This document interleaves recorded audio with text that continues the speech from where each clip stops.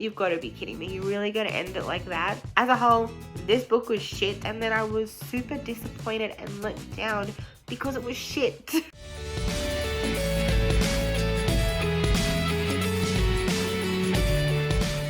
Hey everyone, it's Kayla and welcome back to my channel. So today I am doing the obvious video that everybody is doing at the moment, which is my worst and disappointing books of 2020. These kind of videos go around all the time at this time of year and I absolutely love them. I think they are fantastic because it's great to see what books everybody loves, but it's even better to see what books everybody really didn't love. I don't know, there's something interesting about it. It's just entertaining. So I wanted to share my top 5 most disappointing and worst books that I've read this year.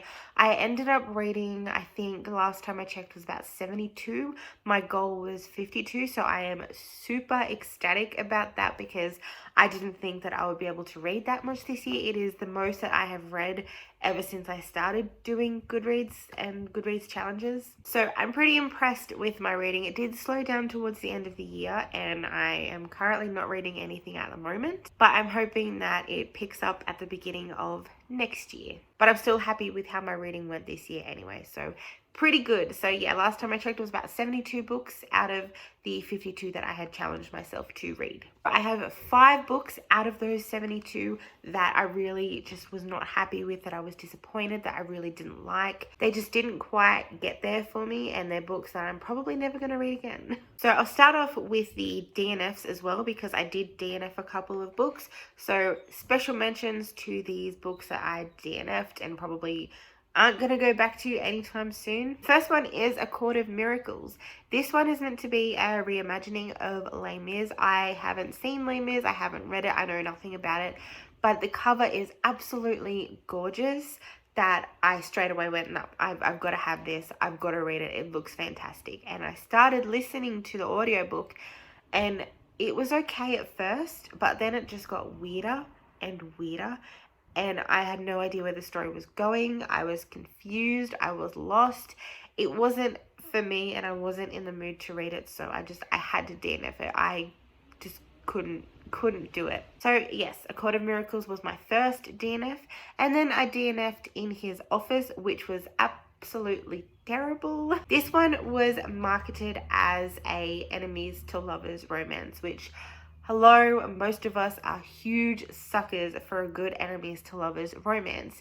And enemies to lovers smutty romances are just top tier for me. But this whole story was pretty much like every other smutty romance I've ever read, done in like the first 10 pages, and then the rest of it I have no idea where it was going. This is meant to be about a girl who ends up working for a really strict boss who's a little bit mean and a little bit of a jerk, but she needs the job and she wants to be good at her job and she wants to prove that she's good at her job. And he's known for firing people like that. Like, he's fired people within a week or something like that. Like, the longest person has only been there for about 20 days or something like that before she got fired. So he has a tendency to fire people, and then he hires this girl, and of course a romance happens and the usual stuff that happens with romance books. But this all happened within like the first 10 to 15 pages. And then the rest, like, as I kept reading, I was like, where is this going? Like, I thought we pretty much reached the whole conclusion with the romance already. What's happening now? Like, what more can we possibly have to fit in this story? So it just seemed like it was multiple stories that were happening in one, and it was just ridiculously paced. And one thing that really pissed me off about this one was that at the very beginning of this, our main character is at a party and she ends up getting drugged and almost raped, and the guy who ends up being her new boss, he sort of saves her and he goes through her wallet to find out where she lives, and so he takes her home. And then when he takes her home, she ends up trying to mac on him and trying to get it on. And I'm just like, what?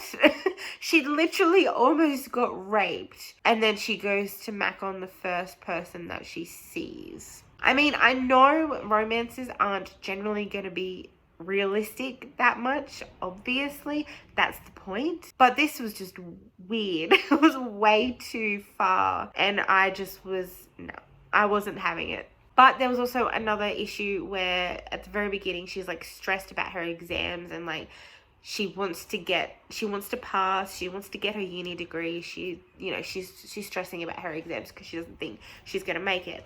And then we hear nothing after that. Like it goes from stressing about her exams to the party to becoming this secretary for this guy. And it's just like, what? Like, what happened? I thought the stressing about the exams was going to be a bigger thing than it was. But what was the point of mentioning it if you weren't going to mention it again later down the track? It was just very weird. So it was ridiculously paced. There were some issues there that I was confused by and couldn't quite understand. And it just was weird. And I ended up looking up all the reviews as well. And people were just like, saying that the first half was okay, but then the second half was unnecessary. It didn't need to go on for as long as it did because it's like 200-300 pages when it really didn't need to be. So yeah, I DNF'd that one. So let's move on to my top 5 disappointing books. So I'll start with the ones that I read earlier on in the year and then go to the most recent. So the first most disappointing read was unfortunately The Secret Garden by Frances Hodgson Burnett. I was so excited to read this because I love the movie adaptation. I haven't seen the new one with Colin Firth, but I love the original one.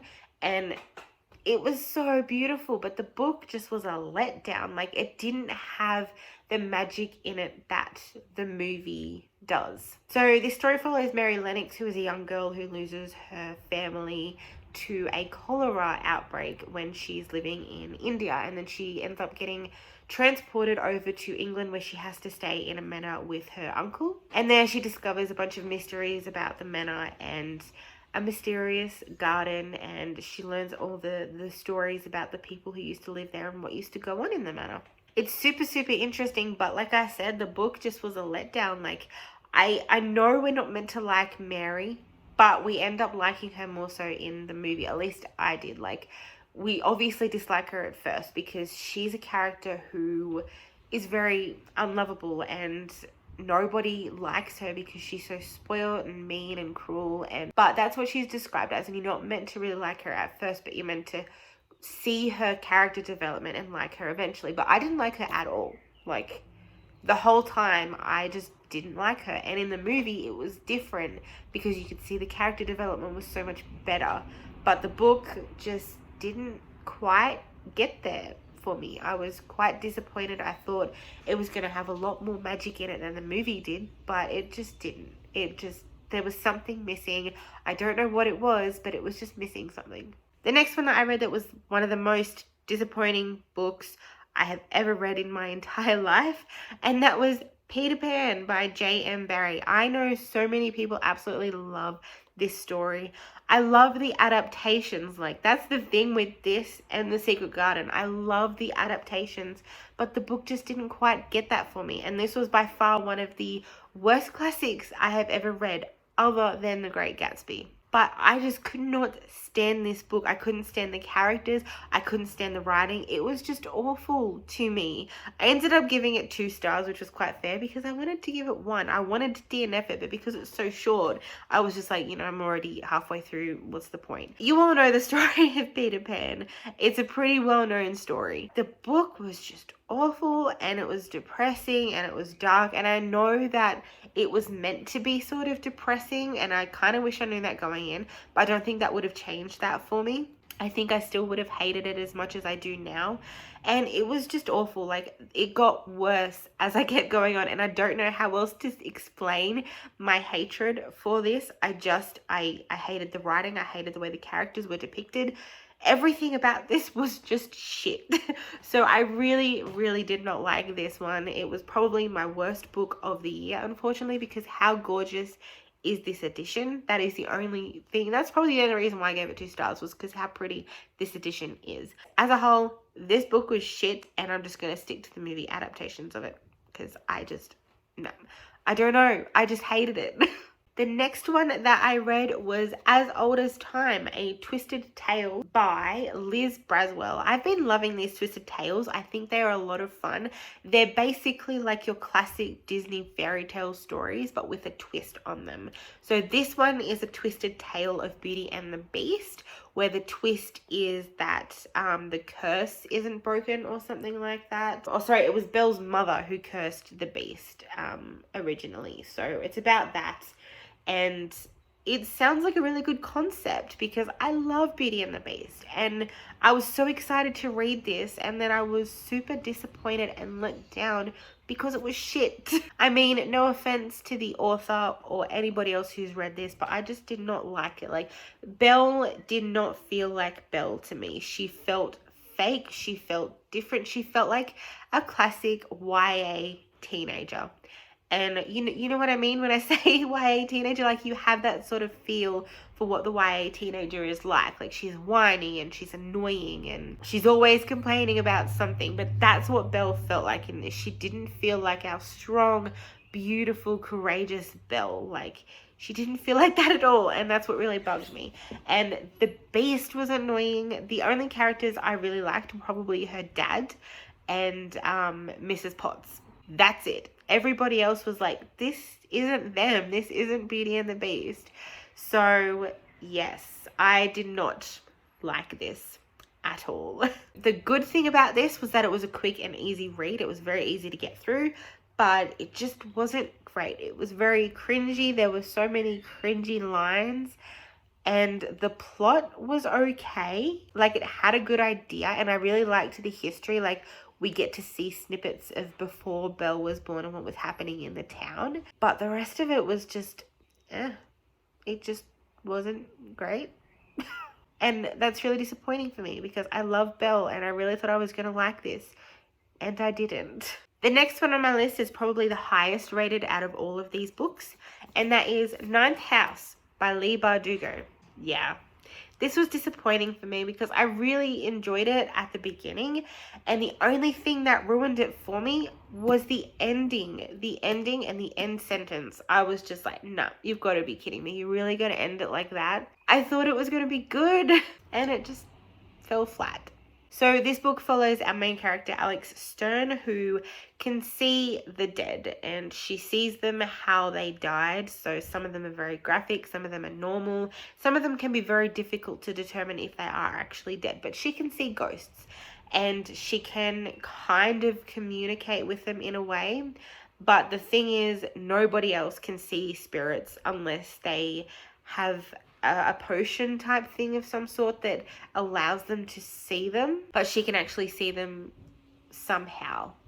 And she has a very troubled past, but she is currently at Yale and becoming part of a secret society there. She has to monitor their activities and make sure that they aren't going too far with what they are doing.